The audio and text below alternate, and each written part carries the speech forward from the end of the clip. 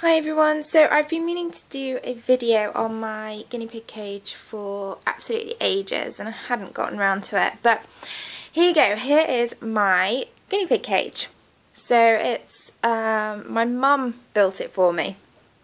So she just used spare pieces of wood, she got some extra pieces from B&Q that she needed, and we basically sort of sat down and talked about what it was that I wanted, what it was that I needed, how big it needed to be, how wide it needed to be, and some sort of functionality to it.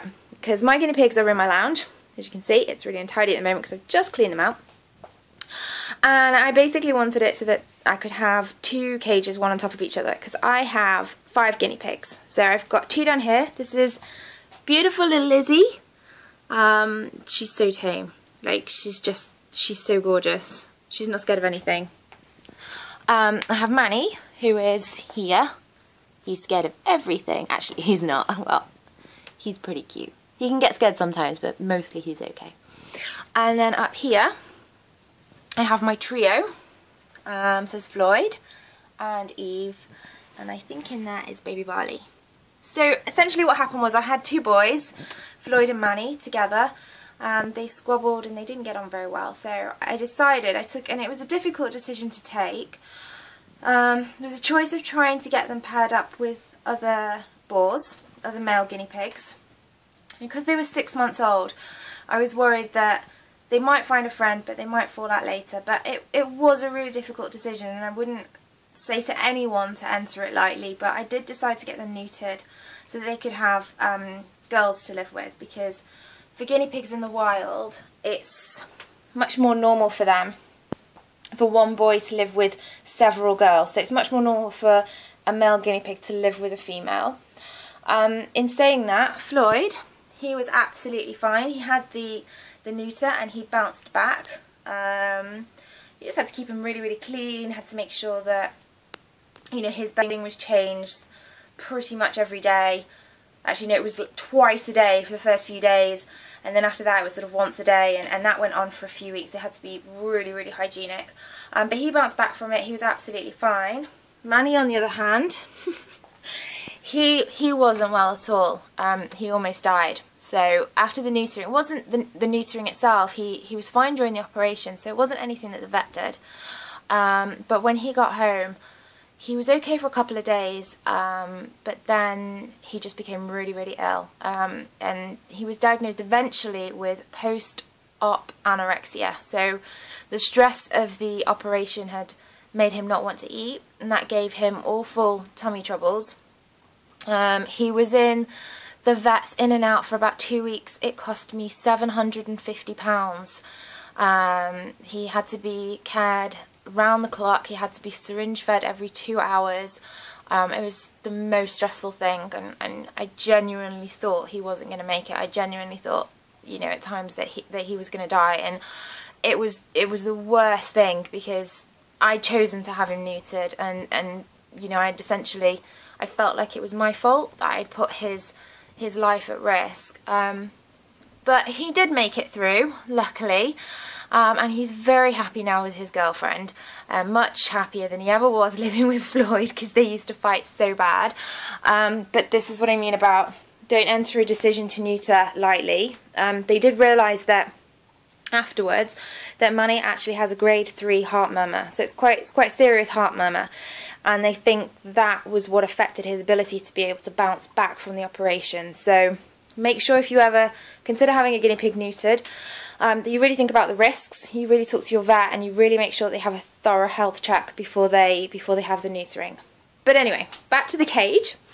So what I wanted is 2 levels, so it's a bit of a space saver. Now the cage itself is sort of 2 meters long. I think it's just slightly shy of 2 meters long. It is 75 centimeters wide, as you can see there. And I also wanted storage underneath, so which is great because I've got my food, I've got some of their toys for when they are sort of free ranging. I've got a big bag of Megazorb, some Finacard, their hay, their food, the span and brush. So I wanted some storage so I could put things away and it wouldn't be really untidy and I wouldn't have lots of boxes everywhere. And this is one of the best things that I wanted. It clips here and here. And the whole thing, sorry, I just got some birthday cards there. The whole thing comes down like this. And then this is the Corex, which I've used. It's a bit grubby. But this is the Corex that I used to line it with, because it's wood inside. So this is what keeps it waterproof, basically. And so you can pull all this down like that, and then I can get in and clean it. So it makes it really, really easy. Just a shout out, I got this from Cozy Cavies at the Harrogate show yesterday. I've not actually seen the mini yet, but they get used to it. I think it's lovely. So yeah, I'll put this back up. So I really love this. It was really, you know, needed something where I'd be able to get in and clean it. This is quite high up. I've spoken to my mum about it, and we're going to move it down a little bit because it is quite high. I mean, I'm quite tall for a girl. I'm 5'9", but it is quite high up. It probably needs to be a bit lower. So just tell you a little bit about what's in the cage. This is a cat litter tray with a little wooden brush and with a little wooden bridge, and this is their hay tub. This is Floyd saying hello. Hello, hello, gorgeous. Hello. He's really soppy, aren't you?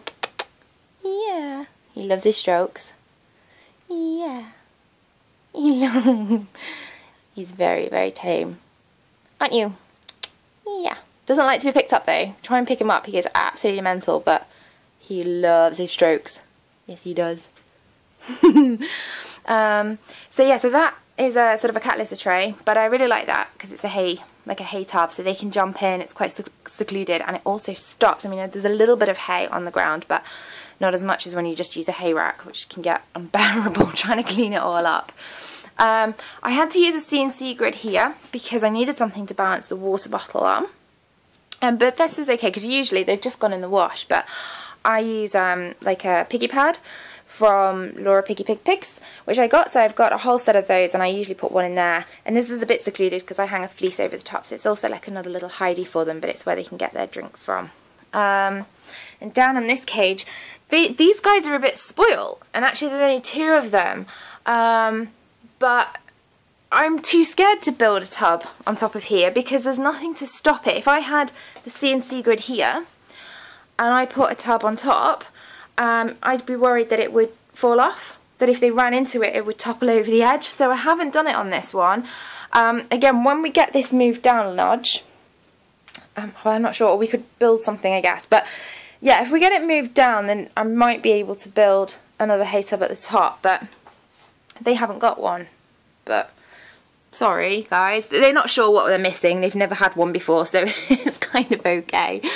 So this has just got loads of Megazorb in it, and loads of hay. Manny can be really grumpy, to be honest. He's a bit of a grumpy guinea pig, so he kind of needs a lot of space. He doesn't really like to share, but luckily, because Izzy is so sweet-natured, aren't you, my love?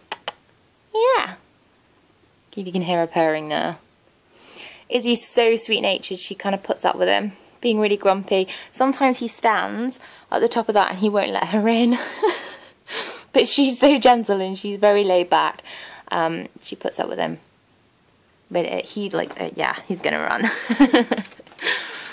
Aren't you, darling? He's alright once he's settled down and you can stroke him, he's fine. He's very much like a lap pig. If you've got him in your lap, he'll completely flake out, but he doesn't like being picked up either.